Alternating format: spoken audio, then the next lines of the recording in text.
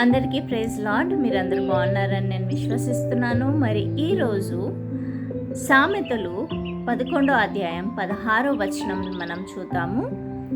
నెనరు గల స్త్రీ ఘనత నొందుదును, బలిష్ఠులు ఐశ్వర్యము చేపట్టుదురు. ఆమెన్. మరి ఒక స్త్రీ, నెనరు గల స్త్రీ ఏం చేస్తుందంటే తను ఘనతను నొందుతుంది. ఎలా అయితే బలిష్ఠులు ఐశ్వర్యమును చేపట్టుతారో అదే రీతిగా నెనరు గల స్త్రీ తను ఘనతను తీసుకొస్తుంది. తన ఇంటికి, తన భర్తకు, తన పిల్లలకు ఘనతను తీసుకొస్తుంది.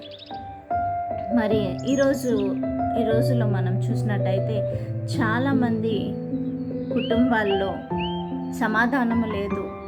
భర్తలు కోపిష్ఠులుగా ఉన్నా, లేదా తాగుబోతులుగా ఉన్నా, లేదా ఎలాంటి సహాయం చేయలేని పరిస్థితిలో ఉన్నా, అలాంటి వారికి కూడా ఒక స్త్రీ మరి దేవుని జ్ఞానముతో, దేవుడు ఇచ్చిన కృపతో తను తన ఇంటిని కట్టుకుంటుంది.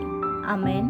చూడండి, లూకా సువార్త 1వ అధ్యాయం 28వ వచనంలో చూసినట్టయితే, దయాప్రాప్తురాలా నీకు శుభము, ప్రభువు నీకు తోడై ఉన్నాడు అని చెప్పెను.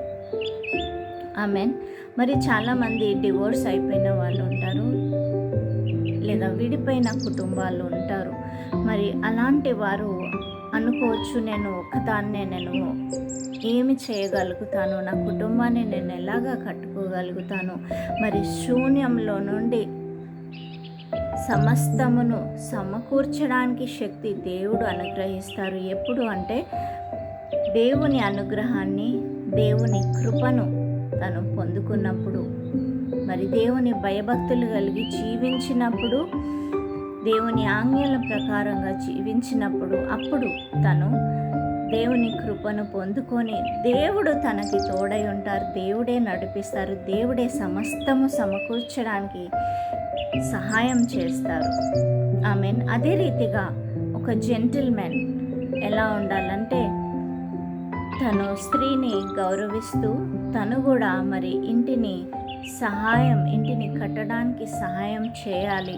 ఎందుకంటే ఇద్దరు కలిస్తేనే మరి ఒక మంచి సహవాసముతో, సంతోషముతో, సమాధానముతో దేవునిని వారి మధ్యలో వారు దేవుడిని పొగుడుతూ వారు ముందుకు వెళ్ళడానికి సహాయం అవుతుంది.